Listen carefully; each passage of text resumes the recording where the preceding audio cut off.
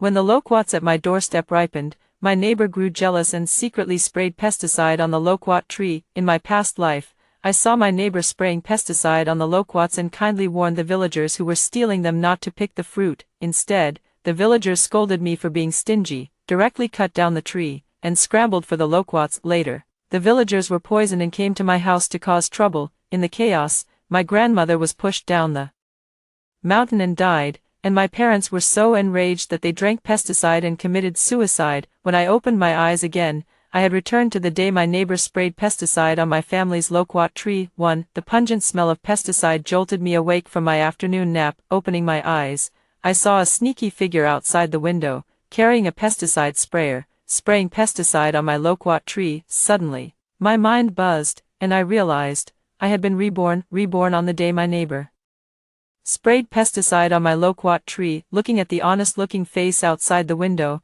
now twisted with venomous hatred, my hands broke out in cold sweat. There are several loquat trees in front of my house, taller than the buildings, planted by my grandfather. Since my grandmother loved eating loquats, my grandfather took great care of them, and every year these trees bore plenty of large, sweet loquats. But every year during the loquat harvest season, many people from the village would come to our house to steal the fruit. My grandmother had a kind disposition. Every time she saw someone stealing loquats, she would smile and invite them to take a ladder from our house to pick them, fearing they might fall and get hurt while climbing the tree. Because of this, the entire village praised my grandmother for her kindness and generosity. Little did anyone expect that her good reputation would provoke the jealousy of our neighbor, Gutsuexiang. In my previous life, it was this very noon when Gutsuexiang took advantage of my parents and grandmother being out working in the fields, thinking no one was home, and secretly sprayed the entire bottle of pesticide onto the loquat tree. She just didn't expect that I would witness her spraying pesticides. Because I took sick leave and went home to rest, I found that pesticide had been sprayed on the loquat tree and feared someone might eat the fruit by mistake. Despite running a high fever, I dragged myself out of bed,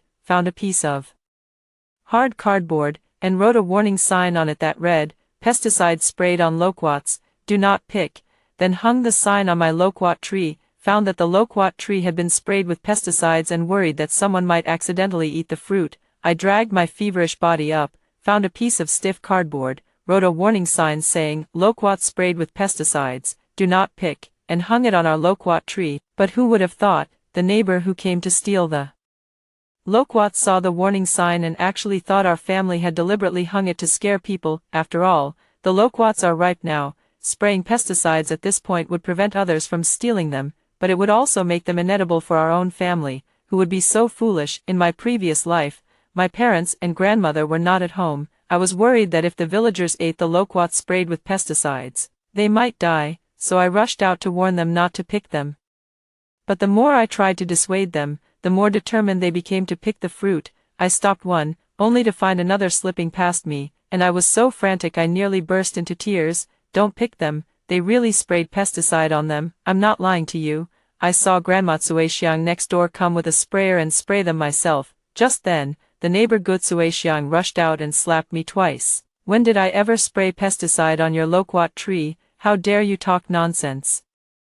I'll tear your mouth apart." Gutsuexiang has been at odds with my grandmother her whole life. She envies how well my grandfather treats my grandmother, while her own husband often abuses her. She resents that my grandmother gave birth to a son, while she only had daughters. Whenever she hears the villagers praise my grandmother for being kind and generous, Gutsuexiang often curses next door, saying my grandmother is just pretending to be a good person. In my previous life, I was so weak from a severe cold that Gutsuexiang pushed and hit me until I passed out. When I woke up, the loquat tree at my doorstep had been chopped down by angry villagers, leaving only bare branches. The cut branches were stripped clean of their golden loquats, and the ground was littered with crushed loquat leaves. Terrified and chilled to the bone, I quickly told my parents and grandmother, who had just returned from working in the fields, that the loquat tree had been sprayed with pesticide by Granny Tsuexiang. Next door, too, that night, my parents and grandmother went door to door with flashlights, telling everyone that our loquat tree had been sprayed with pesticide and was poisonous. Eating it could be fatal. Unexpectedly, not a single person in the village believed us, and some villagers even spoke harshly. "What pesticide spray? I think your family is just stingy, not even willing to give a few loquats. Just ate a few loquats from your house, and look how stingy you are." spreading rumors that someone sprayed pesticide on your loquat tree. I saw Grandma Chui Xiang picking a basket of loquats too. If she really sprayed pesticide, would she dare to pick them and eat them? If you don't want to give it, just say so. You told us to pick freely, but then said the fruit was sprayed with pesticides and couldn't be picked. I never expected you people to be so hypocritical, running through the whole village despite the insults. Our family returned home dejected, but we thought, we've already informed everyone. Even if the villagers don't believe us, they should at least smell the pesticide on the loquats and not eat them, right? But the next day, something terrible happened. Erchiang's wife, her little grandson, and the couple Sanlai all ate our loquats and died. 2 families carried the body into our house, shouting for my parents to pay compensation. I desperately explained that the pesticide wasn't sprayed by our family. It was sprayed by Grandma Chui Xiang next door. Gu Cui Xiang rushed at me to hit me, but Grandma stepped in front of me to protect me. In the chaos, Grandma was pushed down the hillside, her head striking a large green stone. Blood flowed all over the ground, and she died instantly. Seeing that a life had been lost, the villagers scattered in a panic, leaving only the families of Er Chang and San Lizi, who continued to make a fuss, demanding that my family pay compensation. In my previous life, my parents were forced by these 2 families to kneel and beg for mercy, but both families insisted on 1 million each in compensation.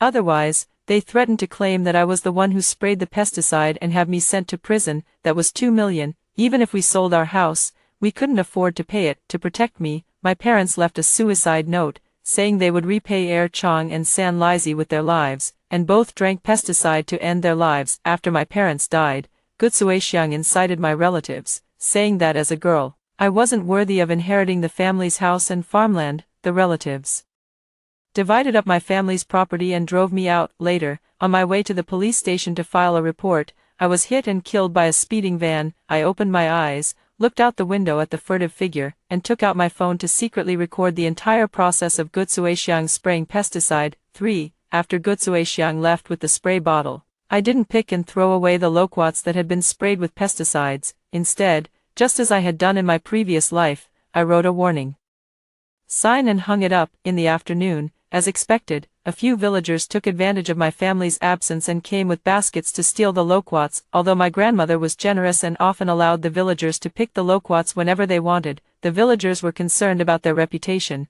If someone was watching, they would only pick a handful to taste. Thus, every year, some people who were greedy for small advantages would take advantage of my family working in the fields.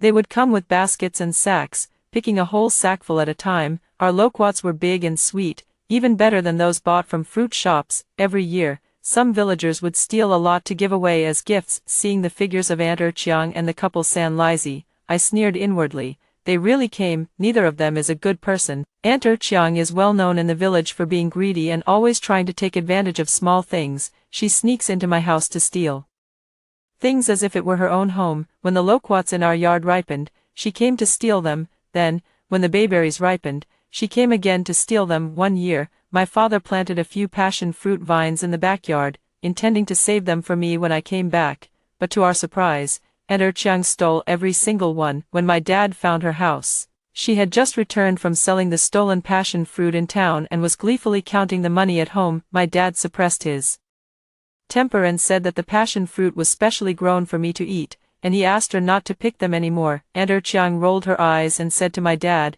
"A mere girl, look how you dote on her. She's just a money-losing burden who'll be married off sooner or later. Is she even worthy of eating such a rare fruit as passion fruit?" Later, my dad stopped her several times to prevent her from stealing passion fruit from our backyard. Second uncle's wife, seeing she couldn't gain any advantage, actually took advantage of my father being away and directly cut down those passion fruit vines. If second uncle's wife was greedy, then the couple third lame was downright rotten to the core. One year, when our loquats were ripe, the third lame couple came to our house at midnight with 4 baskets to steal the loquats. Unexpectedly, while climbing the tree, third lame slipped and fell from the tree, breaking his arm. Afterwards, the couple insisted that they had come with good intentions to help our family pick loquats, and now that they had fallen from the tree and gotten injured, our family had to pay for their medical expenses. My parents and grandmother were honest people who didn't know how to argue with others. After being harassed by the couple for several days, They had no choice but to take out the 5,000 yuan originally saved for my grandmother's medical treatment and compensate the couple's family, watching the two families enthusiastically picking loquats. Even breaking the branches and scattering them all over the ground, I secretly sneered, pick them, eat them, and choke on them for all I care, but this time, I won't let the real culprit get away scot-free or turn the tables on me. I took out my phone, found the village chief's WeChat, and asked him to add me to the group chat where our village usually sends notifications. Over the years, most of the young people in the village have gone out to work elsewhere, and the elderly aren't very adept at using smartphones, so the village set up a group chat, pulling all the young people in, and uses it for sending notifications or organizing votes and such. After joining the group, I didn't say a word, just sent a big red envelope, instantly bringing everyone out of the woodwork. Qinghua, where have you struck it rich? Suddenly sending such a big red envelope, everyone in the group was asking. I directly posted the video of Gu Zuixiang spraying pesticide on my family's loquat tree, then followed it with a crying emoji and explained, the red envelope was sent by my grandma. I'm really sorry. In previous years, when our loquats ripened, we always invited everyone in the village to eat them freely. This year, the loquats were sprayed with pesticide by Grandma Zuixiang next door. My grandma was afraid someone might get poisoned, so she asked me to send a red envelope to everyone as a reminder. Uncles and aunts, could you please call your family members and let them know that there are pesticides on the loquats, tell everyone not to pick them and eat them. The group chat fell silent for a moment before suddenly being flooded with angry messages. Is Gu Zuixiang out of her mind, spraying pesticides on someone else's loquat tree for no reason? Does she want to poison the entire village? That old woman is truly wicked, she just can't stand others being better off than her. Qinghua, hurry and call your parents back to settle the score with her. Those trees at Qinghua's house, don't they always produce thousands of pounds of loquats every year? Now that loquats are expensive, we're selling them for 6 yuan per gene. If you pick those loquats from your yard and sell them, you could easily make several thousand yuan. Make Gu Zuixiang pay for it.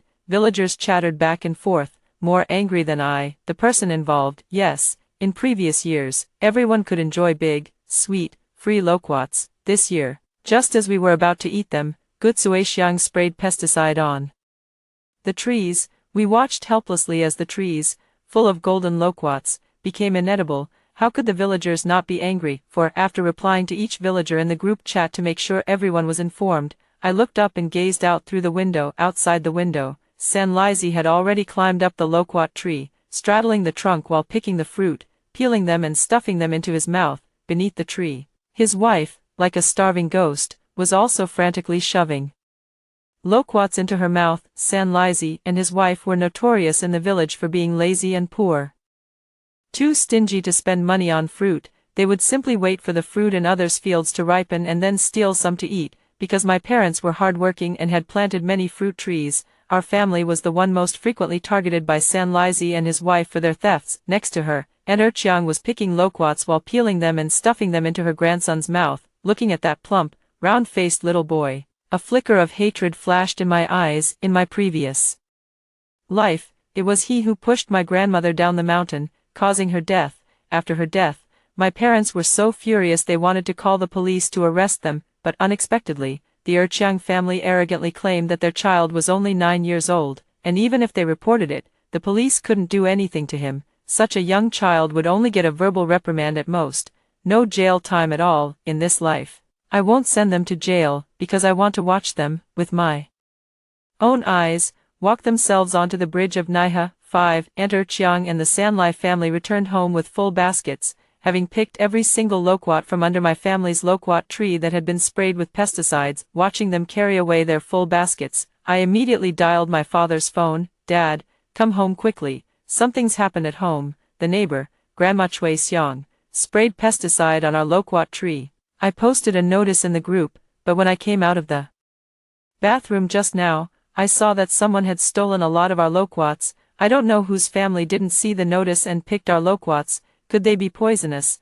Hearing my words, my parents abandoned their farm work and hurried back home. Seeing my parents with mud on their feet and my grandmother following behind, my eyes welled up with tears, and I threw myself into my parents' arms, sobbing uncontrollably. Qinghua, what's wrong? Did something happen at school? Why did you come back so suddenly? My parents were frantic with worry, and my grandmother rushed over as well. looking at me with an anxious expression, shook my head. I wasn't bullied, I just have a fever. The teacher was worried that the flu might spread to my classmates, so she told me to go home and rest for a few days. I can go back to school once my fever goes down. My parents breathed a sigh of relief and asked my grandmother to accompany me home. Without even putting on their shoes, they hurried off to the village to look for people. Unfortunately, it was too late. Second Aunt Chiang and her family, along with the couple Sanlai, had already been eating the loquats as they walked home, and by the time they arrived, each of them had eaten at least half a caddy of loquats sprayed with pesticides. By the time my dad arrived, both families were already foaming at the mouth, hearing that the loquats had been sprayed with pesticide. Relatives from both families quickly drove the person to the health center.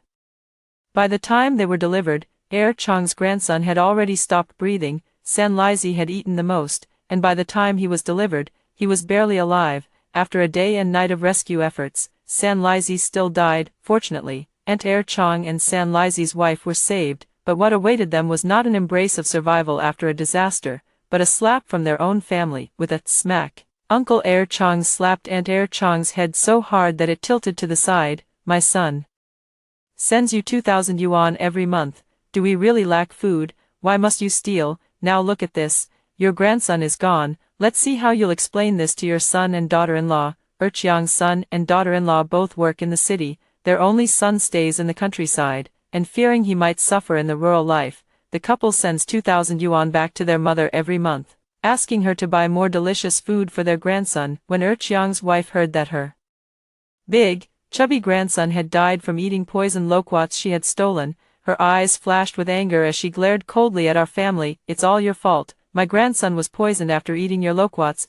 Chang, why are you hitting me? Go and settle the score with Qinghua's family." Uncle Chang slapped him again. "Settle what score? The pesticide on the loquats was sprayed by that damned old woman, Gutsuexiang." Aunt Chang was stunned for a moment, then suddenly seemed to have an epiphany. "That's right, it was Gutsuexiang who killed my grandson. She never had a son in her life, gave birth to 3 worthless girls, and doesn't even have a grandson of her own. She must have been jealous that I have a grandson and deliberately poisoned my eldest grandson." The couple gritted their teeth, wishing they could devour Gutsuexiang alive. On the adjacent bed, Sanlai's mother was pulling her daughter-in-law's hair, slapping her face repeatedly until it swelled up. "You lazy good for nothing, you're a jinx. I shouldn't have been soft-hearted and let third brother marry you in the first place. Third brother loves loquats. Just plant a few trees for him, it wouldn't kill you. You're such a lazy thief, too lazy to plant your own, yet you go stealing from others. My poor third brother,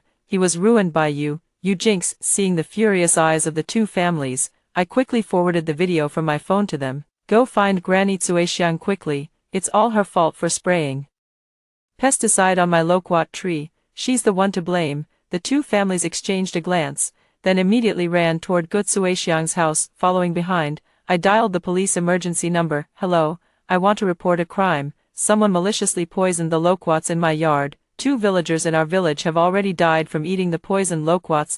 2 families carried the bodies and stormed into Gutsuexiang's house, causing a huge commotion and demanding compensation. Gutsuexiang, both anxious and furious, pointed at my grandmother and said, "They died from eating the loquats from Qinghua's house. You should go find Qinghua's grandmother. It must be that they're stingy and didn't want the villagers to eat their loquats, so they deliberately sprayed pesticides on them. It was the Qinghua family who killed your family member. Go and demand compensation from them." Brother Sanlai spat fiercely at Gutsuexiang. "Pa, you're still here spreading rumors and harming others. We all saw the video. It was you who sprayed pesticides on the Qinghua family's loquat tree, which killed my third son." Gutsuexiang panicked. "What video? I don't know." I took out my phone, turned the volume to maximum, and shoved the screen right in front of the old woman's face. "Grandma Tsuexiang, has our family ever offended you? Why are you trying to harm us like this? Who doesn't know that villagers come to my house every year to pick and eat loquats? You deliberately sprayed pesticide on my loquat trees secretly. Were you trying to poison the villagers and frame my parents?" In the video, Gutsuexiang was wearing this floral shirt and carrying a green spray bottle, spraying something onto the loquat fruits. Gutsuexiang didn't expect that I had recorded all of this, and quickly tried to defend herself. "I didn't spray pesticides. Yes, the bottle doesn't contain pesticides at all, just water from the river. I noticed your loquat tree looked a bit wilted, so I was just kindly helping by spraying some water. Isn't that okay?" At that moment, a sharp siren suddenly sounded.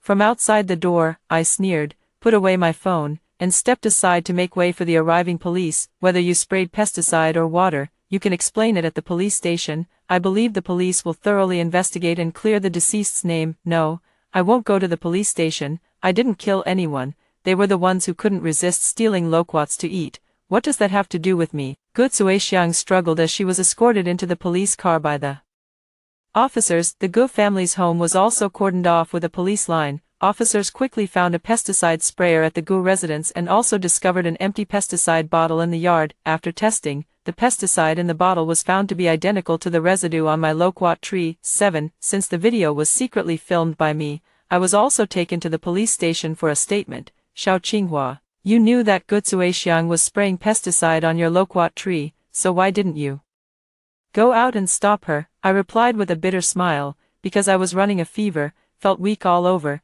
and Grandma Zuixiang doesn't get along with my family. There was no one at home, and I was afraid she'd beat me, so I decided to secretly record a video and send it to my dad. After that, fearing that villagers might accidentally eat them, I also posted the video in our village chat group.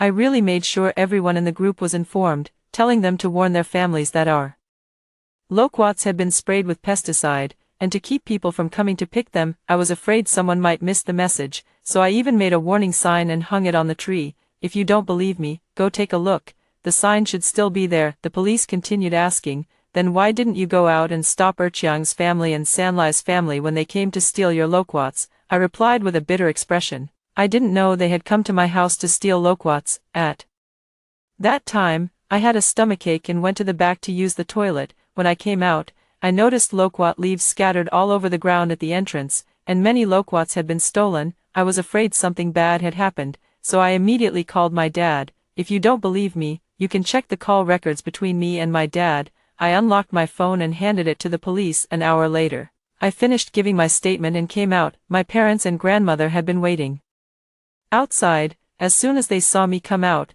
the whole family immediately gathered around me. I held on to Mom with one hand and Grandma with the other, smiling as I said to Dad, "It's all right now, let's go home." Yes, in this life, our family is safe and sound. The ones who deserve to die are those greedy, shameless, and envious neighbors. As soon as we returned home, we heard crying, wailing, and the sounds of smashing coming from next door. 8. Stop, don't smash it anymore. Gu Zuixiang was the one who sprayed the pesticide. What does that have to do with me? Gu Zuixiang is your wife. Since she harmed others, you're the one who has to pay. I'm going to divorce that wretched Gu Zuixiang. Once she gets out of the police station, I'll divorce her. She won't be part of our family anymore. If you want money, go find her, or go ask her parents for it." Gu Zuixiang's husband was so angry that his face turned red and his neck thickened, but not a single person spoke up to help him. This man is the classic example of being tough only at home. He often beats his wife, and before his 3 daughters got married, they were also frequently beaten. After they married, aside from visiting with gifts during holidays out of a sense of obligation, they hardly ever returned to their parents' home. Now that Gu Zuixiang had caused such a big mess, the man called his daughter and son-in-law to come back, but neither was willing to return to help. Don't ask, just know that when I got married back then, my husband himself said, "A married daughter is like water spilled on the ground. Don't come back to your parents' home too often." Look how obedient they are. Since their father doesn't allow them to return to their parents' home, they absolutely refuse to go back. Gu Zuixiang's home was completely destroyed by the Erqiang family and the Sanlai Zi family. Her passbook, 2 large pigs, a cow, over a dozen egg-laying hens, and more than 20 bags of rice were all divided between the 2 families. Erqiang's little grandson and Sanlai Zi's corpse were left lying in Gu Zuixiang's house. In my previous life, the 2 families did the same thing. They dragged the bodies into my yard, threatening that unless we paid, the corpses would rot in our home, turning our house into a haunted one. Back then, my parents and I were so desperate that we wanted to kneel and bow to the Gu Zuixiang family, begging them to speak up for justice as neighbors. After all, they both knew full well who had sprayed the pesticide on the loquat trees. But what did Gu Zuixiang and her husband say back then? "The loquat tree belongs to your family, you didn't take good care of it, and someone sprayed pesticide on it. Now someone's been poisoned. If your family won't pay, who will?" they refused to admit they had sprayed the pesticide. Even under death threats in my previous life, our family couldn't produce evidence, and eventually my parents were forced to drink pesticide and die. I also died in a car accident while on my way to appeal for justice. In this lifetime, the wheel of fortune has turned, and it's finally our family's turn to watch the spectacle. 9. Seeing our family return, Gu Zuoxiang's husband quickly diverted attention, pointing at my parents and saying, even if the pesticide was spread by my wife, that loquat tree belongs to Qinghua's family. If you two families didn't steal the loquat from Qinghua's house, how could you possibly have been poisoned? Qinghua's family also has a responsibility. Why don't you go ask them for money? By the way, Qinghua is about to take the college entrance exam. Go ask his family for money. If they refuse, go make a scene at the school, make such a fuss that Qinghua can't go to school, and they'll definitely give you the money. My heart sank. Sure enough, Erqiang's family and Sanlai's family both turned to look, their eyes filled with the fanatical greed of those who want to feast on human blood buns. My parents and grandmother, both honest people, were also flustered when they saw this scene. I clenched my fists tightly, my nails digging into my palms until they broke the skin, and the tip of my nose seemed to catch the scent of blood from a past life. My dearest grandmother was pushed down the mountain alive, her head striking a large green stone, blood spreading all over the ground. My parents, who had always been kind to others throughout their lives, secretly left a suicide note and drank pesticide together, hiding it from me so as not to burden me. And on my way to the police station to report the incident, I was hit head-on by a speeding van. My broken ribs pierced my heart, and when I died, blood was gushing from all 7 orifices. My entire body was fractured, with not a single bone left intact. Why don't good people get rewarded? Is the fate of those who treat others kindly simply that kindness makes them easy to be taken advantage of? Looking at the crowd of villagers watching the scene, I stepped forward with red eyes and suddenly bowed deeply to everyone. Dear elders, uncles, aunts, over the years, which family in the village hasn't eaten our loquat fruit? My grandparents and parents have always treated the villagers like family. I just want to ask, over the years, has any family ever come to our house to pick loquats, and did my parents ever stop them after eating our loquats for so many years? I don't ask you to stand up for our family, but I only ask you to speak a word of fairness. Those loquat trees were indeed planted by our family, but have we ever allowed Aunt Erqiang or the Sanlai family to steal loquats? They came to my house to steal loquats, and we haven't even pursued compensation for the losses yet. Now they've ended up poisoning themselves, and instead, they're coming to us, the victims, demanding money. What kind of logic is that? Don't think this matter has nothing to do with you either. If my family actually ends up paying compensation today, from now on, I won't bother with anything else. Whenever I see someone's rice fields or vegetable garden sprayed with pesticides, I'll just take a bite and then lie down to extort money. After all, the rice and vegetables belong to your families, and the pesticides were sprayed by you. Even if I were stealing, if I get sick from eating them, it's still your responsibility. These words made the villagers, who had originally felt the matter was none of their concern, start to have doubts. That's indeed the truth. In rural farming, who doesn't use a bit of pesticide or insecticide? If my family really ends up paying compensation, then everyone in the village will follow suit. Will they even bother farming anymore? Seeing the villagers speaking up for my family one after another, I secretly breathed a sigh of relief. Just then, Gu Zuoxiang's husband suddenly rushed over and raised his hand to hit me. My father had never gotten into a fight his whole life, but at that moment, he pulled me aside, clenched his fist, and swung. One was a weak man whose body had been ruined by years of drinking, the other was a farmer who worked the fields. In just a few moves, my father pinned Gu Zuoxiang's husband to the ground and gave him a solid beating. After the beating, our family stubbornly refused to leave Gu Zuoxiang's house. My mother raised her voice, demanding that Gu Zuoxiang's husband repay the money. Since you claim it's all because of my family's fruit that harmed you, fine. Let's settle accounts today. Calculate how much fruit your family has stolen from ours over the years, pay back the money, and from now on, don't shamelessly come to our place to pick and eat fruit anymore. That way, if you get sick, you won't be able to blame it on us. With that,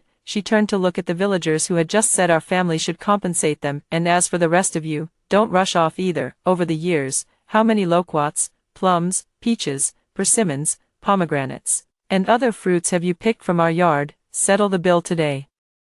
From now on, let's go our separate ways. Don't come to our place to pick fruit anymore, otherwise, I'm afraid our fruit might be poisonous and end up killing someone in your family. If that happens, no amount of explaining will clear our name." The faces of those families immediately turned grim. 10. Everyone in the village knows that my parents and my grandmother are easygoing, so over the years, whenever the fruits and vegetables in our garden ripened, someone would always come by to take advantage. My parents are diligent people, taking meticulous care of the fruit trees and vegetable garden at home. The fruits and vegetables they grow taste better than those from other households. As for those families who just took advantage of our misfortune, they have often benefited from our generosity in the past. Not only do they eat it themselves, but they also take some home, picking a lot each time to give to relatives and send to their children working in the city. My parents and grandmother used to say, since there are only a few of us in our family, and we can't eat all the fruit from the trees anyway, we might as well do a favor and give some away. That way, the villagers will remember our kindness, and when we face difficulties in the future, they'll be more likely to help us. Yet they never anticipated that a small kindness is often repaid with great enmity. After enjoying our family's fruits for so many years, when we were falsely accused and wronged, the first to kick us while we were down were those who had taken the most advantage of us all along. On the contrary, it was the villagers who rarely came to pick fruit from our yard who spoke up for us. Seeing my parents refusing to back down and insisting on holding them accountable, these people immediately turned into righteous figures, joining our family in blaming the good Suexiang household, saying they were being unreasonable and trying to frame us. They claimed that it was clearly the Gu family who had sprayed pesticides and killed someone, yet they were now trying to blame it on us. Look, everyone understands the reasoning, it's just that the knife hasn't stabbed them, so they don't feel the pain. Seeing my parents insisting on making the fruit thieves pay, the families of Er Chong and San Lizi also began to feel uneasy. When it comes to stealing fruit from my house, over the years, the two families have taken the most. If we were to settle accounts, it would be our family seeking compensation from them. Moreover, Gu Suexiang has already been arrested, and I have evidence of her spraying pesticides. Even if this were taken to court, they wouldn't have any evidence to claim compensation from my family. Once again, no one forced them at knife point to come to my house and steal loquats. Greedy and insatiable, you ate and stole, and now you've eaten yourself to death. How can you blame my grandparents for planting loquats in front of their own house? 11. Due to the overwhelming evidence, Gu Suexiang was sentenced to life imprisonment for poisoning someone to death. It is said that after the verdict was announced, Gu Suexiang's husband chased her to the prison, holding a divorce agreement and demanding a divorce. You've been sentenced to life imprisonment, and you'll probably never get out of there in this lifetime. I'm a grown man, I can't just stay a widower for the rest of my life, can I? Hurry up and sign the papers, don't hold me back from finding someone else. Gu Suexiang cried and made a scene inside, refusing to divorce, but her insistence was futile. Not long after, her husband brought home an old widow from outside, and the two lived together shamelessly. Erchiang's wife, who had accidentally ingested excessive pesticide, and Sanlai's wife, both died of respiratory failure due to complications before the verdict was even announced, lying on their hospital beds. After this incident, Grandma, tears streaming down her face, told my father to take an axe and cut down the offending loquat trees at the entrance. My father was about to go get the axe when I stopped him. Grandma, it's the person who made the mistake,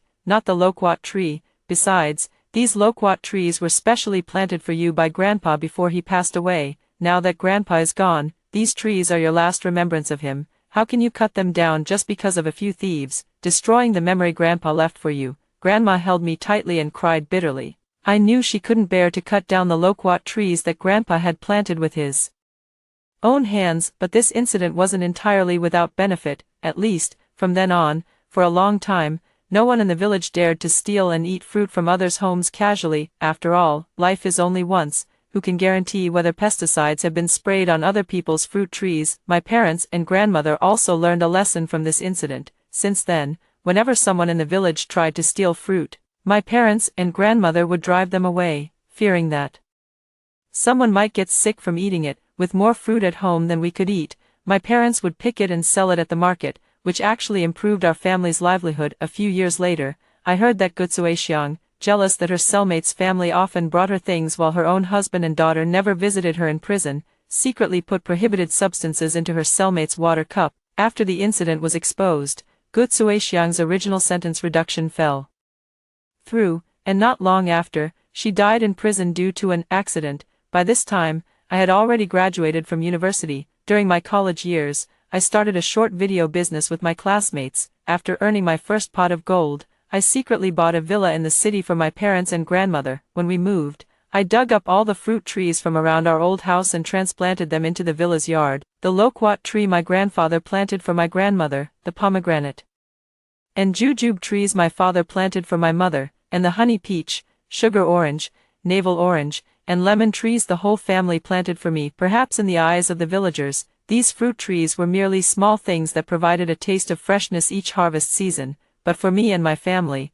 these trees have witnessed the kinship and love within our family. Later, I also met a man who was willing to plant sweet fruit trees for me. After hearing about the incident where someone died from eating loquats at our house back then, he immediately raised the wall of his wedding villa to 3 meters. Now, no one can steal the loquats from my yard anymore. After hearing the first story above, what are your thoughts? Feel free to share your opinions in the comments section. Next, there is another similar story. Let's continue to see. The night before the Fong couple brought me home, Fong Jingqi led a group of thugs to corner me in an alley. He allowed them to tear my clothes and filmed an indecent video, threatening me to behave obediently, or else he would expose the footage, and everything he did was for the girl who was switched with me at birth. Fong Jingqi feared that my arrival would disrupt her life, so he seized my weakness in advance, ensuring I couldn't cause any trouble. Even though Fong Jingqi didn't actually have to do anything, the entire Fong family was biased in her favor. No matter what she said, all 3 of them believed her unconditionally. So, if she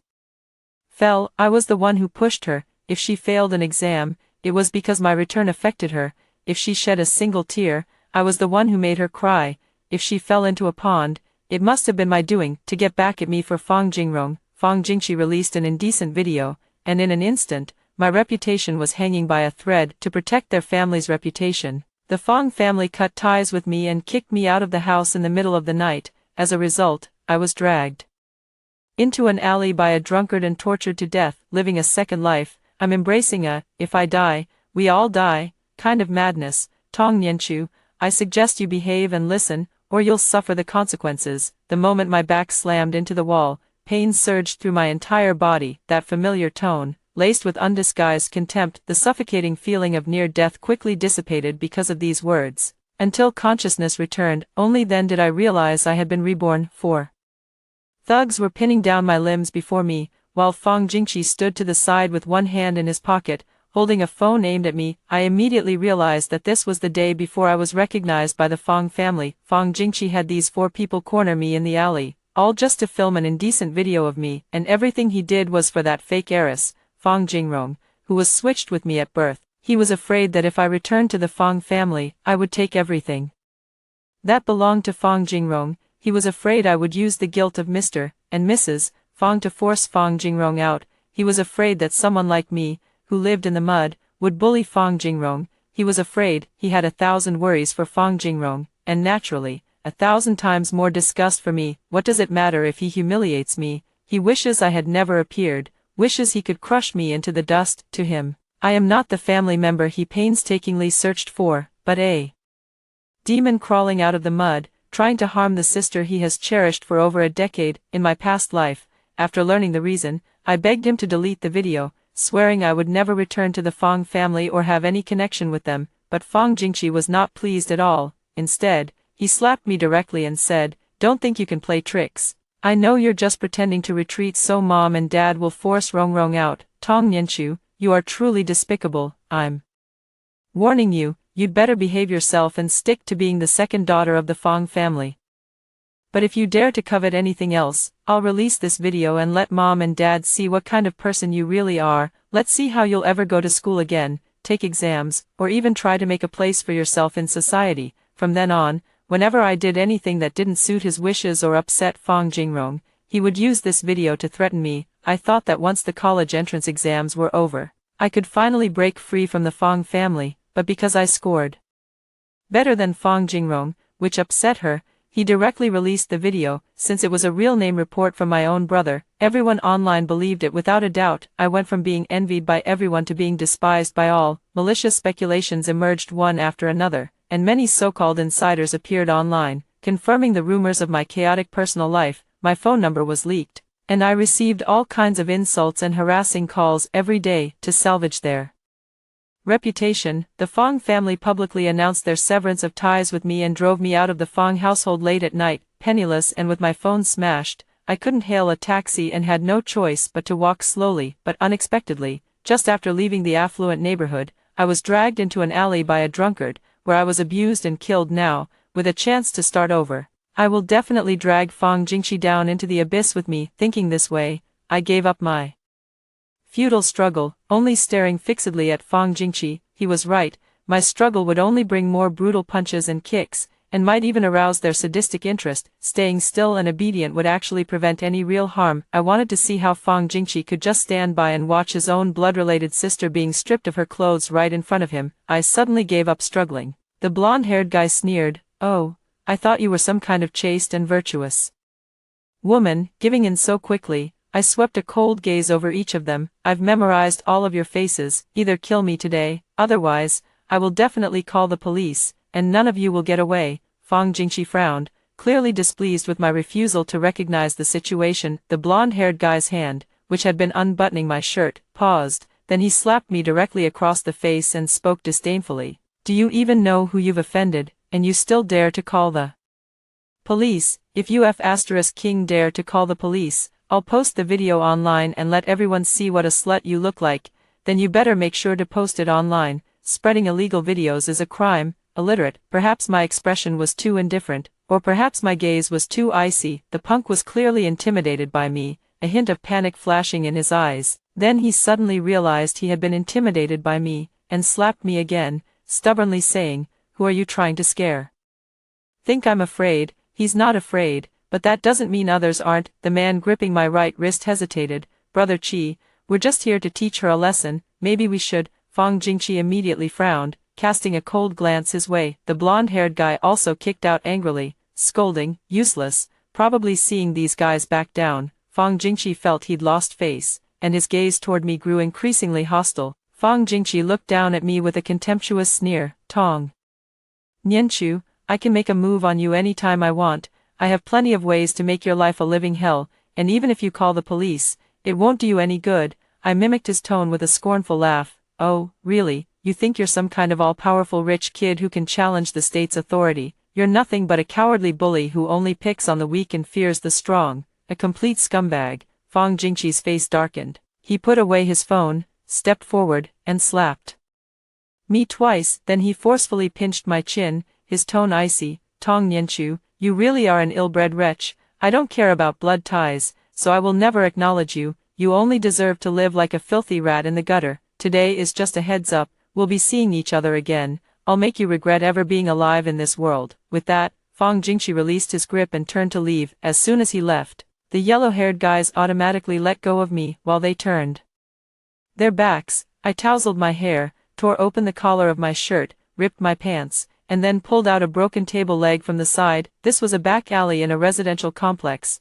a dead end with no surveillance cameras, cluttered with discarded furniture and appliances. I had to thank them for bringing me here. The lack of cameras meant not only that their actions would go unseen, but also that mine would remain unknown. I rushed forward and kicked Fong Jingxi in the back, sending him stumbling forward before he crashed to his knees with a thud. While the blonde and his crew were still dazed, I swung a stick and struck Fong Jingxi on the head. In my past life, I always thought Fong Jingxi was cruel in what he said to me, cruel in what he did to me, but now I think he was too naive. Even after I warned and threatened him like that, he only gave me 2 slaps. I wouldn't just return 2 slaps. I'm afraid my hands would hurt. After delivering the sneak attack, Fong Jingxi immediately passed out. The yellow-haired guy and his crew seemed to snap out of it only then. Lunging to grab me, I screamed for help, then swung the stick a few times and dashed toward the alley exit. There's a barbecue street nearby.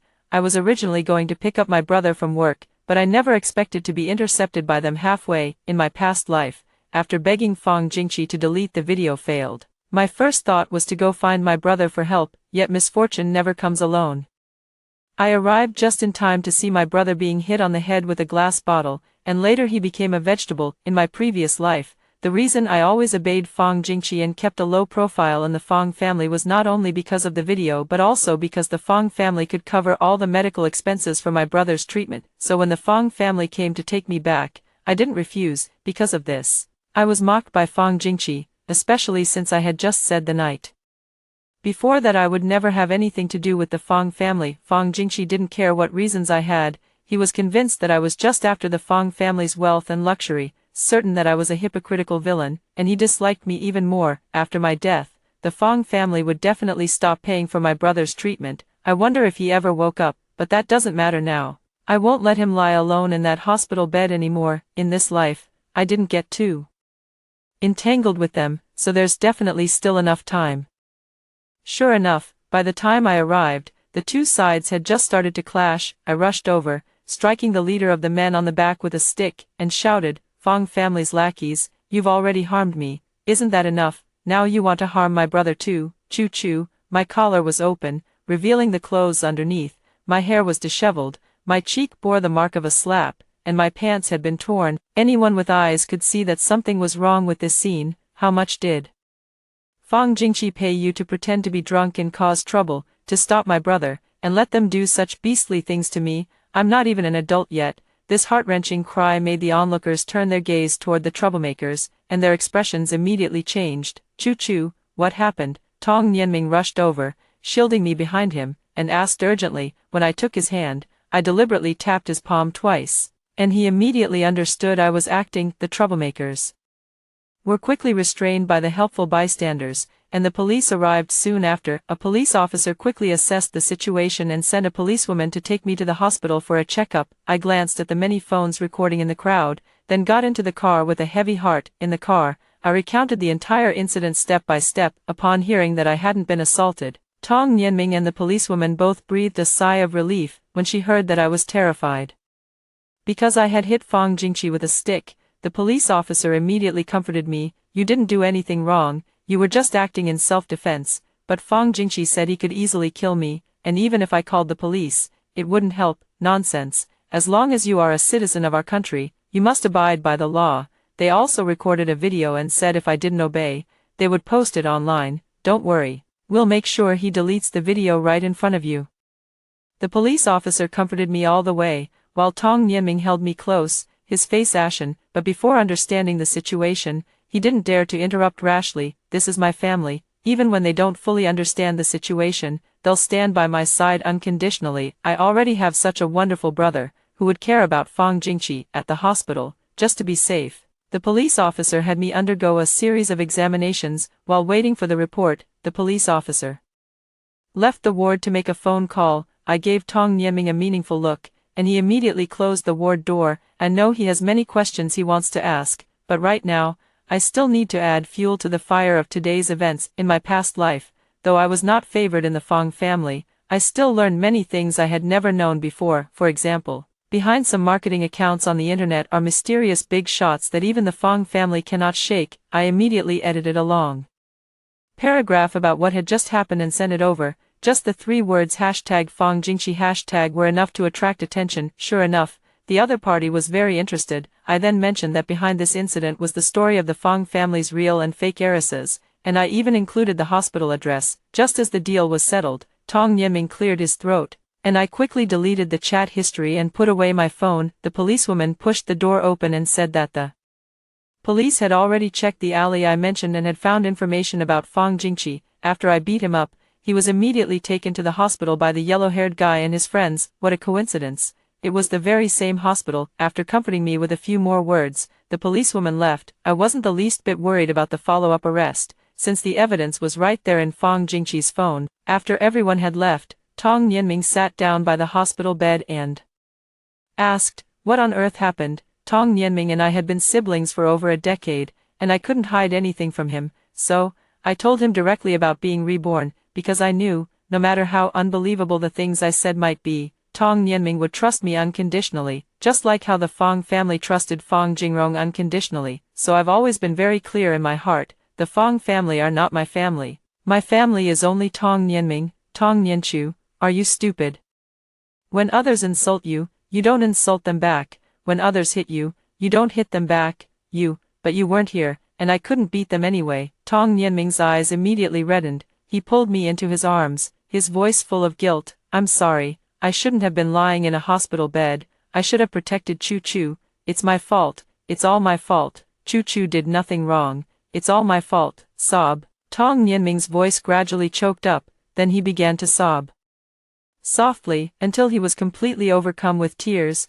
Chu, how could you have suffered so much injustice? How scared you must have been when you were dragged into that alley. Why wasn't I there? Why was I lying in a hospital bed, unable to move? Woo Chu, I'm sorry. It's my fault for not protecting you. Woo, don't be fooled by Tong Nianming's outwardly cool demeanor. Only I know he's actually a crybaby. When I fell as a child from running too fast, he would cry. When I fell off my bike, he would cry. When I got first place in an exam, he would cry. The last time Tong Nianming cried like this was when our parents passed away. Back then, he held me just like this, sobbing and swearing that he would take good care of me. The next day, he went to school to apply for a leave of absence, saying he would return to his studies once I got into university, but I saw that he had actually applied for withdrawal. He stopped going to school so he could support my education. Clearly, his grades were far, far better than mine, but he said, as the older brother, how could he let his younger sister suffer? Yet we aren't even related by blood. Both Tong Nianming and I were orphans from unknown origins, adopted by the Tong couple since childhood. The Tong couple said they originally had a son,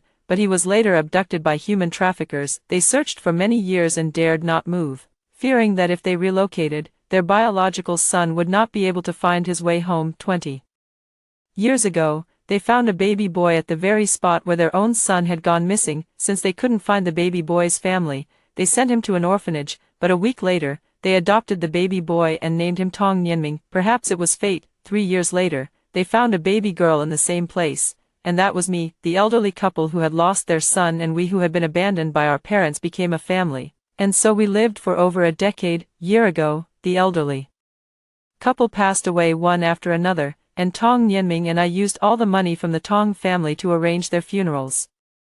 We lost our parents once again, but we still had family. If Fang Jingqi hadn't pulled such a stunt in my past life, I would never have agreed to return to the Fang family. There's one thing Fang Jingqi said that I quite agree with. I don't care about blood ties. The only brother I recognize is Tong Nianming, so I won't hide anything from him. We'll walk the path ahead together. That marketing account first posted about Fang Jingqi cornering me with a group of people, and then led others to speculate about the truth behind it. After a night of spreading, everyone online was guessing, and the topic remained highly popular. My family background with Tong Nianming was naturally investigated thoroughly, and so-called insiders also exposed the fact that the Fang family had recently conducted 2 paternity tests. In no time, discussions about the real and fake heiresses began sprouting up like mushrooms after rain. I estimated that the Fang family would likely come to the hospital soon. Sure enough, Hu Hongmei arrived at the hospital with 2 bodyguards. She rubbed the corner of her eye, and in an instant, her eyes turned red. Chu, my daughter, I've finally found you. Fortunately, I dodged to the side just in time, avoiding Hu Hongmei's embrace. Otherwise, I was truly afraid that the moment she hugged me, I would have slapped her right across the face. Tong Nianming took 2 steps toward me, shielding me behind him as he looked at Hu Hongmei with a gaze full of vigilance. I watched the teary-eyed woman with a cold heart, my brow slightly furrowed. My parents died long ago. Are you here to ride the wave of attention?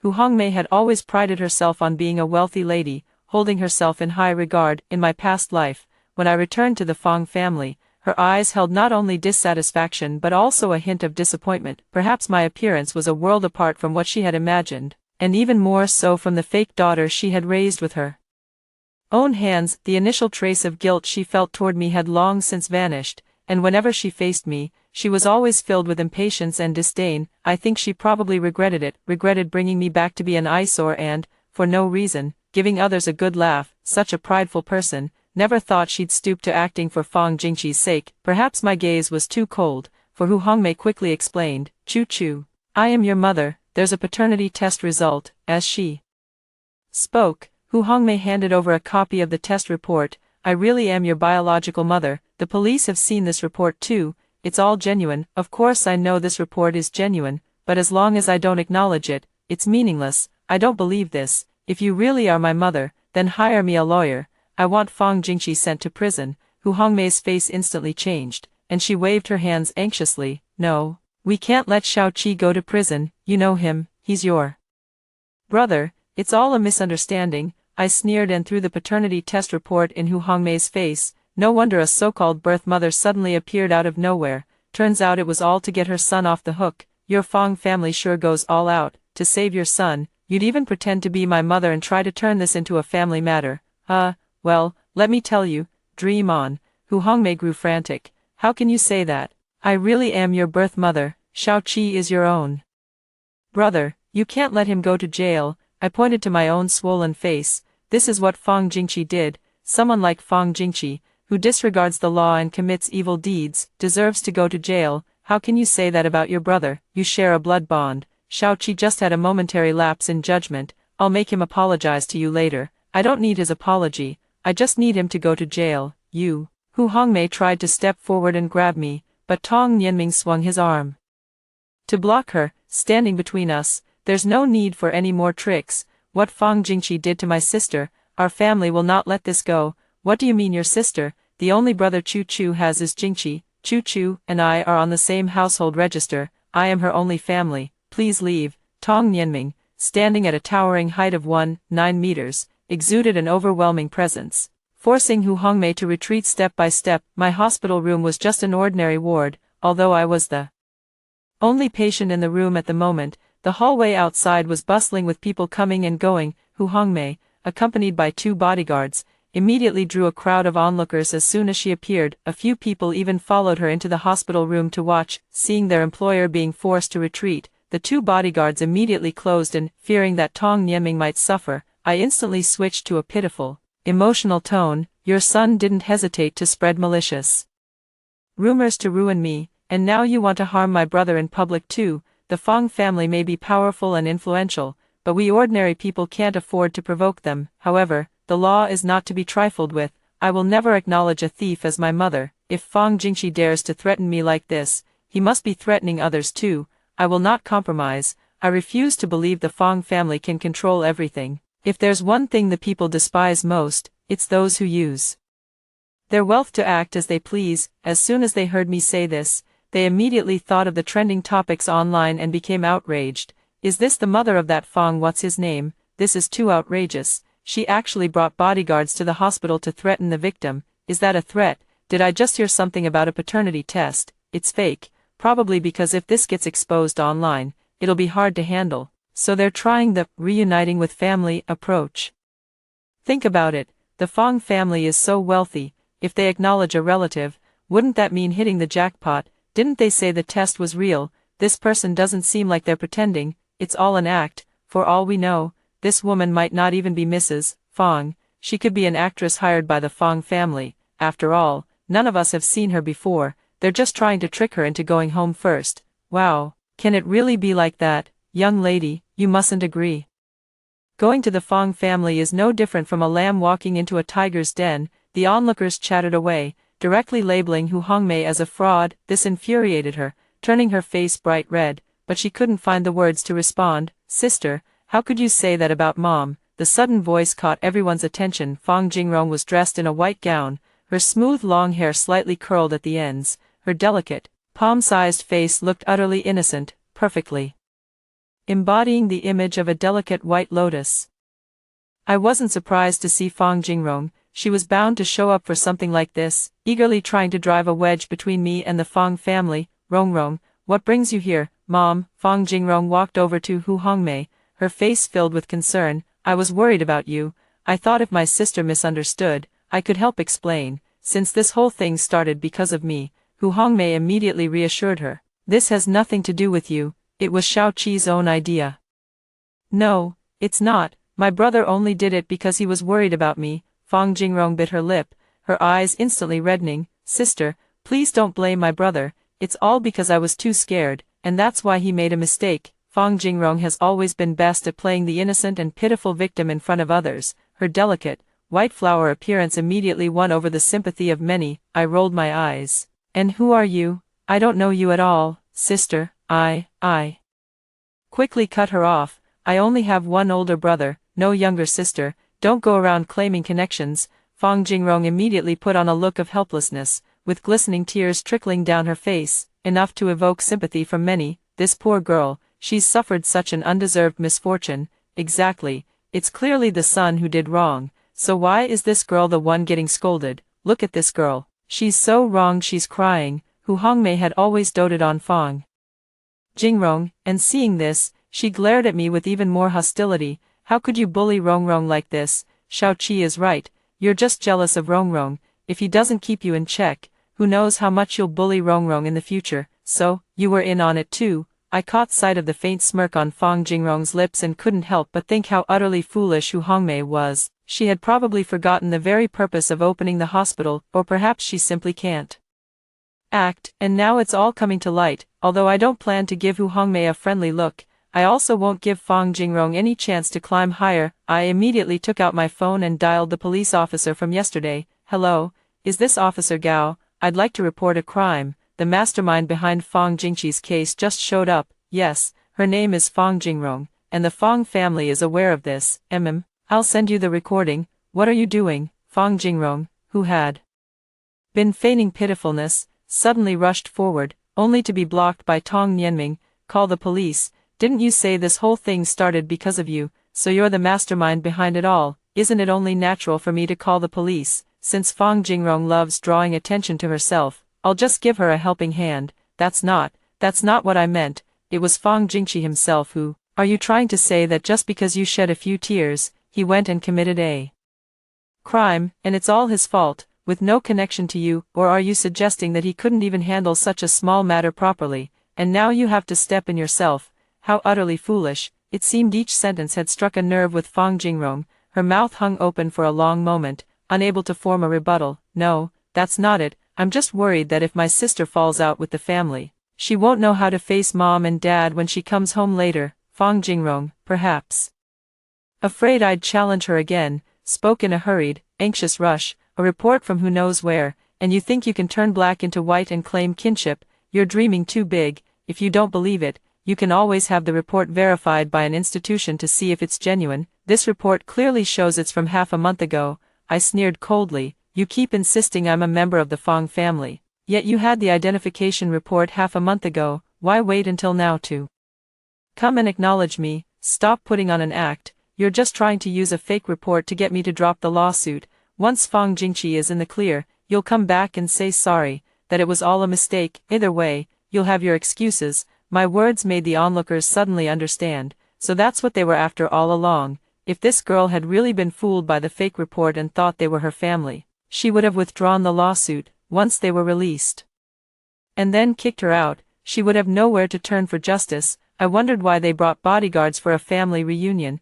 They were here to intimidate the siblings. Even if the report is genuine, taking a step back, the fact that they haven't acknowledged her for half a month means they don't want to. This family is truly awful. The pointing fingers and whispers from the surrounding crowd left Hu Hongmei and the other person fuming with anger. Hu Hongmei immediately declared, then let's go get a new test done right now, and I'll show you whether this report is real or not. TSK, who doesn't know how powerful your Fang family is? I'm more worried you'll take my hair to curse me, you. Just then, Officer Gao arrived. She first shooed away the onlookers, then had her colleagues escort Hu Hongmei and the other person out. Finally, she turned to me and Tong Nianming and said, I've seen the report, and it's probably genuine. Besides, Fang Jingqi didn't cause you any substantial harm, so it'll likely just be a fine and a few days of detention. She paused briefly before speaking again. If you don't believe it, we can help you verify it through the police. Absolutely fair and impartial. Her words were exactly what I had expected.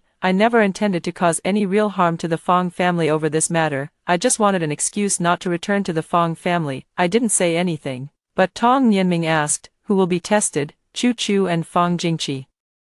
After all, they are the parties involved. He happened to be here last night for treatment, and there are stored blood samples. If we expedite it, the results can be ready today. Officer Gao repeated the same words to Hu Hongmei, who immediately agreed to expedite the process. I paid no attention to Hu Hongmei's confident demeanor and instead opened the chat window. The marketing account had already transferred the money. With this sum, my brother could return to school, and my tuition was also covered. I didn't want to wait for any report, but leaving directly wouldn't fit the persona I had built, so I stayed and waited. We were all waiting peacefully, minding our own business, but Fang Jingrong insisted on stepping forward to make her presence known. Sister, you should still apologize to Mom. Don't let things get too tense, or Dad will be very angry when he finds out. If it weren't for the police still being there and the crowd of onlookers around, would have given him a slap. No matter what, you'd better worry about yourself.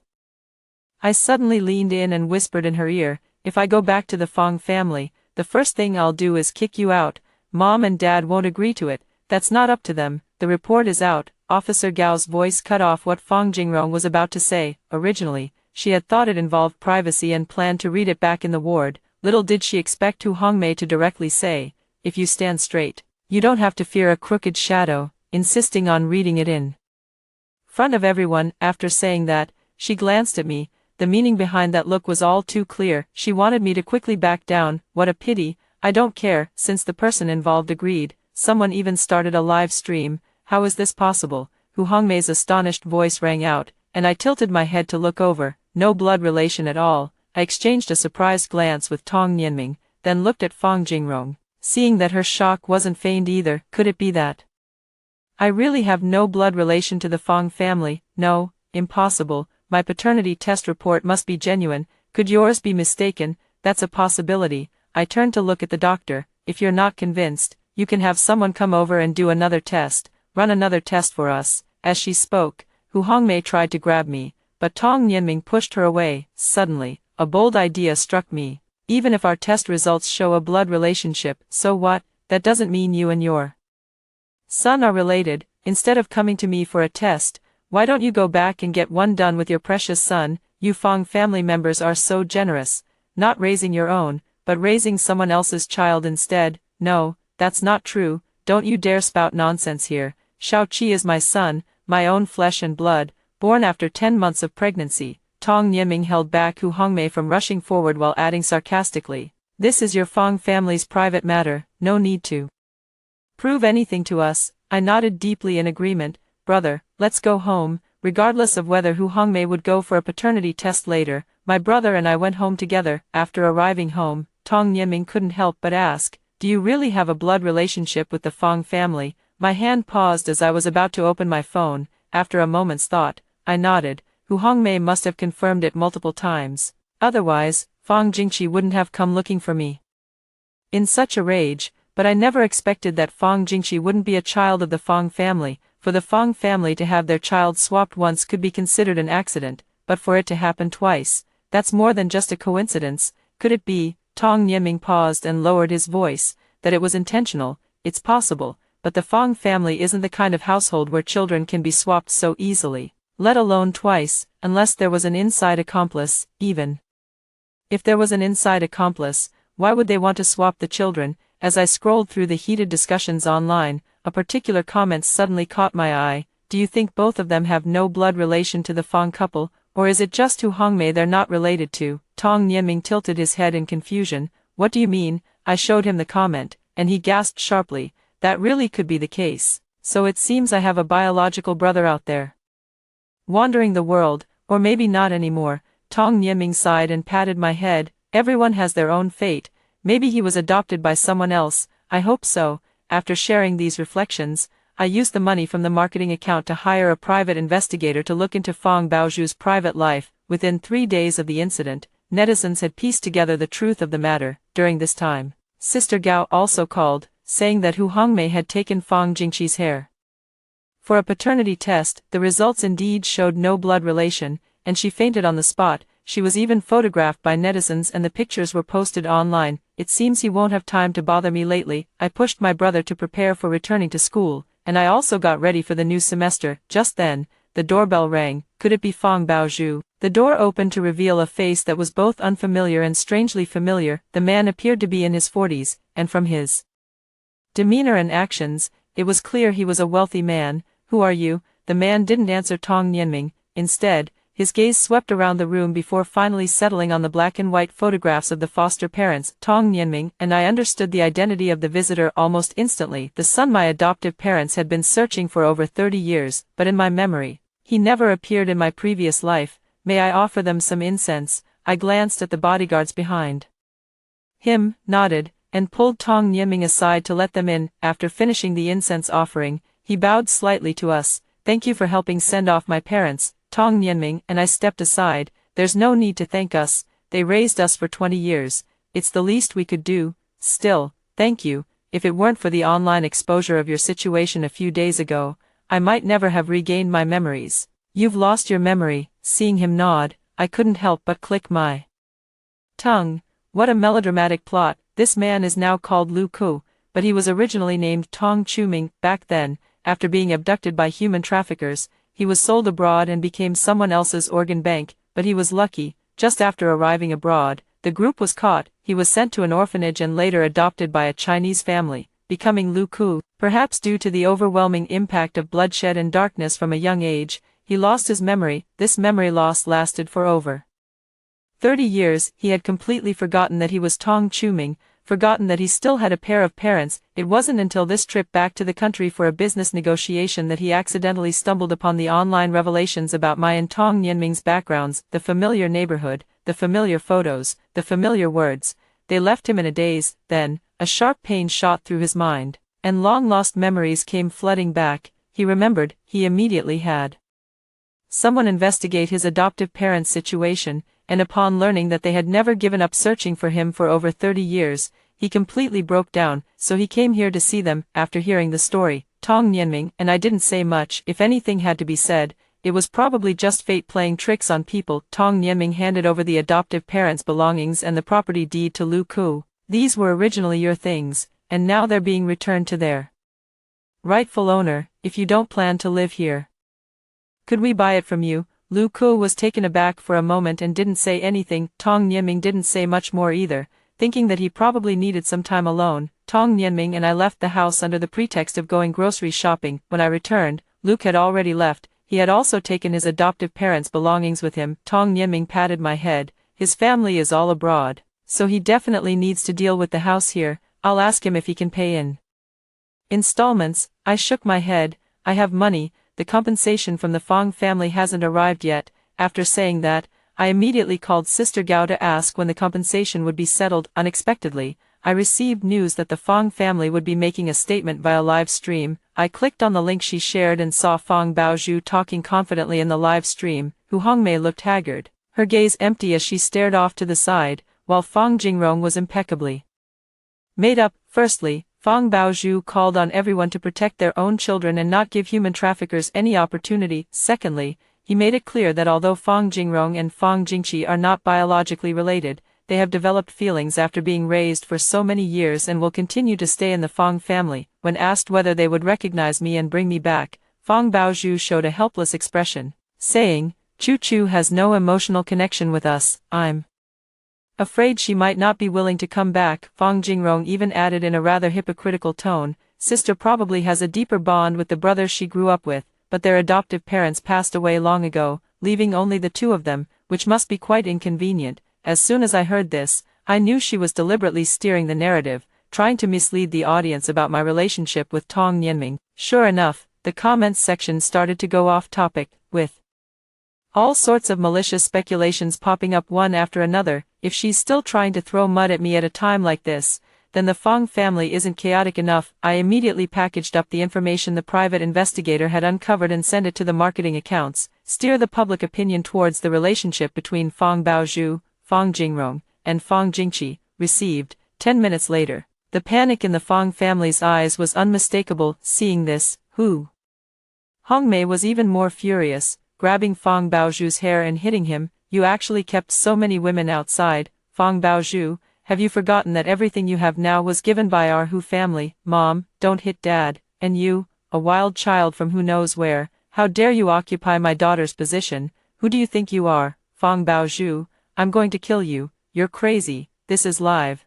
I've been crazy for a long time. "You heartless wretch, how could you do this to me?" On screen, Hu Hongmei picked up whatever she could find and threw it at Fong Baozhu, while Fong Jingrong rushed over to intervene. The live stream descended into chaos and was quickly cut off. However, from Hu Hongmei's tone, it seems she hasn't yet suspected anything about Fong Jingrong and Fong Jingqi's origins. After what happened today, she'll probably start investigating. After watching the live stream, Tong Nianming frowned deeply. "After school starts, you should stay in the dormitory. First, I'm worried they might disturb your exams. What about you? What does the Fong family have to do with me?" I nodded in agreement. "No matter how much the Fong family stirs up trouble, it won't interfere with my classes." Tong Nianming arranged for me to stay in the dormitory, but I won't resume my studies for now. I'll wait until after the exams. I knew he was worried about me, so I didn't push it. Someone had spread the video of me crying and shouting at the night market around the school. And everyone was looking at me strangely. Some boys even whistled at me, asking if I had enjoyed it, so I beat them up, dragged them to the bathroom, and washed their mouths out with a mop. Tong Nianming, who had just parted ways with me half a day ago, was called to the school, but unexpectedly, Lu Ku came along as well. After learning the whole story, the boy's mother not only showed no remorse but even brazenly remarked, "Whether you're related by blood or not, who knows if you two have." I was about to hit her when Tong Nianming pulled me back. Lu Ku spoke in a low, serious tone, "I will send you a lawyer's letter based on what you just said. Don't try to scare me. Who do you think you are, sending me a lawyer's letter? Do you even know what my family does? Tong Nianchu hurt my son. I should be the one calling the police." Wang's Appliances, 2 years ago, produced a batch of substandard electrical appliances that were released into the market, causing fires in multiple households. During use, resulting in numerous casualties, her originally sharp and mean face instantly turned pale with terror. What are you saying? Don't talk nonsense. I'm warning you. I've already handed the evidence over to the police. Get ready to go bankrupt. The woman was about to say something when a phone call came in. Perhaps too flustered, she accidentally hit the speaker button, and everyone heard the words, "Mr. Wang has been taken away by the police." The woman collapsed to the ground, and the others didn't dare to breathe a word. After this incident, I didn't want to go back to the classroom for class either, so I followed Tong Nianming and Lu Ku directly to the coffee shop outside the school. He took out a document folder and pushed it over. "I can't sell the house to you, because legally, you are the rightful heirs of this house, and in my heart, you are my younger brother and sister, so don't dwell on this issue. Also, I have a thank you gift for you." Inside this folder, Tong Nianming opened it, then gave me a strange look. I leaned over and saw it was an appraisal report. The subjects of the appraisal were me and Tong Nianming, blood relation, you and me. I originally intended to help you find your own families, but by chance, I ended up having you tested, only to discover, you are biological siblings. What a small world it truly is. Tong Nianming was somewhat incredulous. So we were both abandoned in the same place and just happened to be picked up by our parents. What kind of melodramatic twist is this? While we were still reeling from this incredible coincidence, Lu Ku continued, "After learning about your backgrounds, I became too curious about the origins of the two imposters in the Fang family, so I found a way to get their hair samples and had them tested separately with Fang Baozhu and Hu Hongmei. Can you guess the outcome?" Tong Nianming and I exchanged a glance before voicing our speculation. They are biological siblings, related to Fang Baozhu by blood, but not to Hu Hongmei, not entirely. Fang Jingrong is indeed Fang Baozhu's child, but Fang Jingqi is not. What? It didn't take me long to process it. So, I have no blood relation to Fang Jingqi at all. Exactly. Their test results are here too. Whether to let the Fang family know is up to you. I shook my head. No rush, for such a fatal blow. I need to pick the right day. Tong Nianming nodded. Right, they're all a bit off. But we can't let them affect your exams. Are you only thinking about exams right now? What else? You're in your senior year of high school. If you're not thinking about exams, what should you be thinking about? Me, speechless. To prevent the Fang family from affecting me, Tong Nianming agreed to Lu Ku's suggestion of temporarily moving. We moved into Lu Ku's large villa, and Tong Nianming applied for me to study at home until the exams. Tong Nianming then began learning from Lu Ku how to handle company affairs during the 3 days of the college entrance exams. Lu Ku and Tong Nianming personally drove me to and from the test center. Lu Ku also lamented that he had never experienced the college entrance exam, feeling somewhat regretful. After the exam, Tong Nianming finally told me, Hu Hongmei actually went to the school to look for me, essentially hoping I would return to the Fang family, because Fang Jingrong was injured and had to miss this exam. If I returned to the Fang family, I would definitely receive significant attention. She also said that as long as I was willing to go back, she would send Fang Jingrong away. But when Tong Nianming asked about how to deal with Fang Jingqi, she hesitated and couldn't give a clear answer. In the end, she only said, Chu Chu also needs her brother to back her up, otherwise, who will help her when she gets married in the future. Tong Nianming lost interest in continuing the conversation with her and naturally didn't mention his own affairs. I really don't understand. She already knows Fang Baozhu betrayed her, so why hasn't she divorced him? And she still wants you to go back to maintain peace in the Fang family. I'm not surprised by this, because she's used to it. She's used to enjoying life, used to being a wealthy lady who just reaches out for money. if she falls out with Fang Baozhu, she'll have to go out and earn a living herself. With just an unfilial daughter like me, I can't give her the life she wants. Similarly, she can abandon Fang Jingrong, but she would never abandon Fang Jingqi. However, if she were to learn about your true origins, that might change, as a son is ultimately more reliable for her to depend on. Tong Nianming frowned. So she isn't rebelling, she's simply found another person to rely on. I successfully got into university, and Lu Ke planned to hold a celebration banquet for me. His business ventures in the country were also doing quite well, and he invited many friends from the business world, including the Fang family. But after all, the Fang family has been in the business world for so many years. Even though their stock has dropped a lot in the past 6 months, a starved camel is still bigger than a horse, so it's not surprising that they were here. I was just surprised that all 4 members of the Fang family actually came. They were also surprised when they saw me. How did you get in here? This is no place for someone like you to sneak into. Get out now. Fang Baozhu rushed over to scold me without a second thought.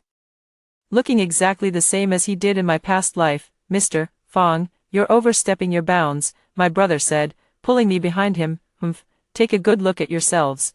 What status do you two have? A couple of country bumpkins daring to sneak into a place like this. Fang Jingqi looked at us with disdain and sneered. Don't tell me you're trying to get Tong Nianchu to cozy up to Mr. Lu's sworn brother. How shameless can you be? Mr. Lu's sworn brother, isn't that Tong Nianming? Fang Jingqi spoke disrespectfully to me, while Hu Hongmei just stood by, her face caked with thick powder, looking at me with a hint of schadenfreude in her eyes, as if to say, see, this is what happens when you don't return to the Fang family. I grabbed the furious Tong Nianming, who was about to explode, and snorted coldly. Why would young Master Fang think that? Could it be that this is exactly what your Fang family has in mind? After speaking, I glanced at Fang Jingrong, who was dressed in her finest attire. She raised her chin slightly, looking at me with disdain. I heard Fang Jingrong didn't even take the college entrance exam. How could you think she'd be interested in that? What do you know? Rongrong is a well-bred lady raised by our Fang family, not like some country bumpkin like you. Oh, a marriage tool cultivated over a dozen years. I certainly wouldn't dare compare. Humph, sharp-tongued and cunning. Look at your ugly, jealous face. It's a good thing we didn't bring you back to the Fang family, or you'd have stirred up endless trouble. I sneered. I couldn't care less about the Fang family. Fang Jingqi seemed to have lost interest in dealing with me. He turned and signaled to a waiter, pointing at me. There are 2 unworthy people who've snuck in here. Get them out immediately. The waiter glanced at me and Tong Nianming, speaking softly. Mr. Tong, Miss Tong, is there anything I can help you with? His respectful attitude left the Fang family frozen in place. Fang Jingqi spoke with disbelief. What did you call them? They don't deserve. If they don't deserve it, do you think you do? Lu Ke walked over with a bunch of people trying to curry favor. Big brother, Tong Nianming, and I greeted him obediently. Lu Ke nodded and introduced to the others. They are the children my parents adopted, also my younger brother and sister. Today's celebration banquet is for Chu Chu. As soon as Lu Ke finished speaking, everyone immediately gathered around to congratulate me. How could that be?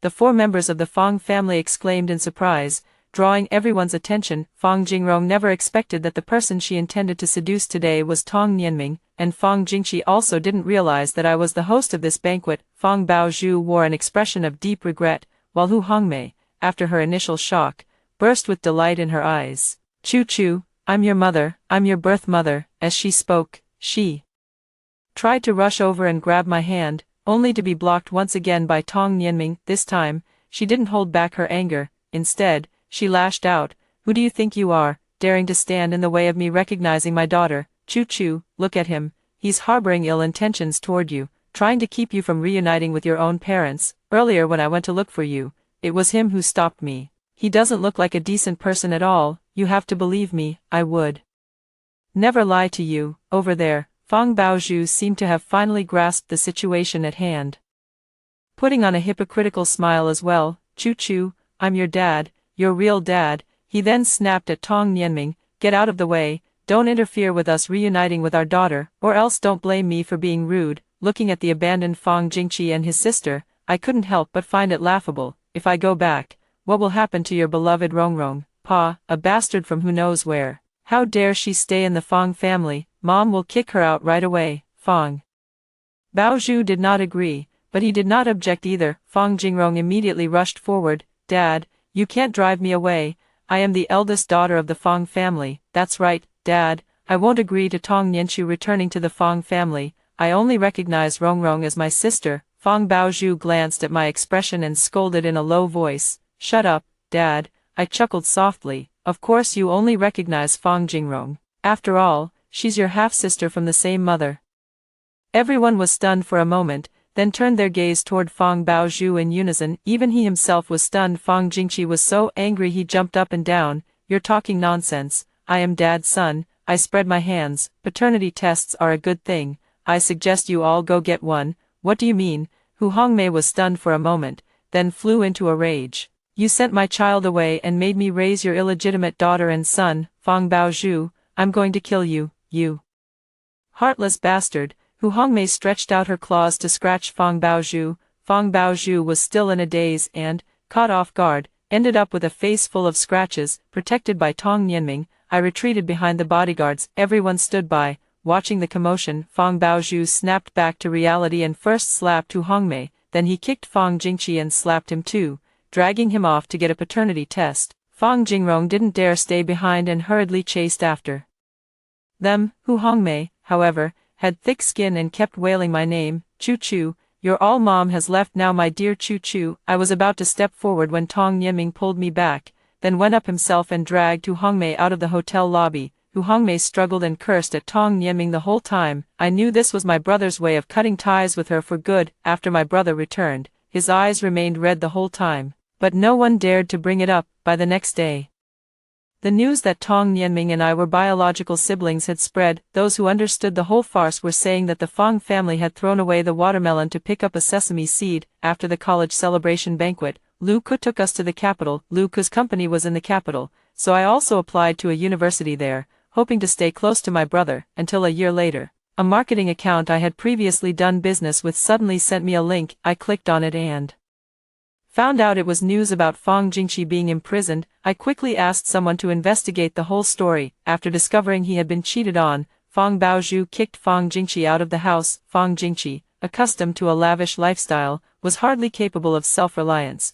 Before his household registration could be revoked, he plotted to kill Fong Baozhu in order to inherit the property. To carry out his plan, he even sought cooperation from Fong Jingrong. Little did he know that Fong Jingrong had her own hidden agenda. She watched as Fong Jingqi took action, then immediately reported him to the police. Fong Baozhu survived, but was left paralyzed. Fong Jingqi was imprisoned for attempted murder. Due to this scandal, the stock of the Fong group plummeted, and the upper-level shareholders quickly sold off their shares. The Fong family went bankrupt. The massive debt fell squarely on Hu Hongmei and Fong Jingrong. They even tried to shift the debt onto me, but unfortunately, the debt collectors weren't fools. How could they possibly come all the way to the capital just to offend someone based on their word alone? As for what happened afterward, I didn't bother to find out, because I have already completed the task of rebirth. I didn't return to the Fong family. I protected my brother, and I secured my own future. Of course, the happiest thing is, my brother really is my brother. After hearing the stories above, what are your thoughts? Feel free to share your opinions in the comments section. Looking forward to hearing from you. If you liked this story, don't forget to like it, share it, and subscribe to my channel. See you next time.